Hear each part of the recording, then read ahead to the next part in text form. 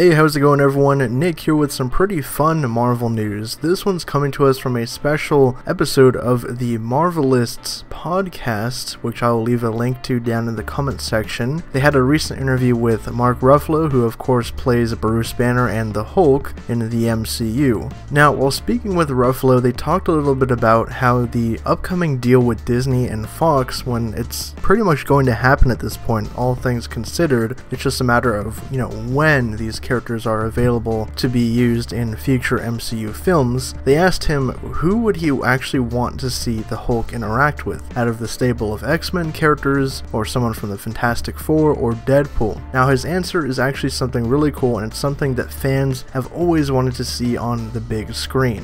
He says, quote, "Well, of course, there's always the Banner Black Widow combo, which I think is always a good combination. It'd be cool to see. A lot of people talk about Wolverine and Hulk hooking up. I think that would be a really great combo. And I love Hugh Jackman, and it would be really cool to do something with him if he's up to doing it. He's always teased about Hulk versus Wolverine, which would be pretty fun. Obviously, for comic book fans, we know that the Hulk actually introduced Wolverine to the Marvel Universe. Fans have always wanted to see these two clash, because it's one of the most iconic fights, and it's always a fan matchup type of thing, who would win, Hulk or Wolverine. So honestly, this would be one of those things that to do in the MCU would be part of like every fanboy's dream, I guess you could say. It's something that Feige would consider doing just because of how iconic it is. He has brought a lot of iconic Marvel moments from the comics to the big screen. So to see Hulk and Wolverine throw down would be pretty awesome. But drop your thoughts down in the comments below. Is this something that you would like to see in the future once this whole thing with Fox is closed and finalized, and we can finally get Wolverine and the X-Men into the MCU?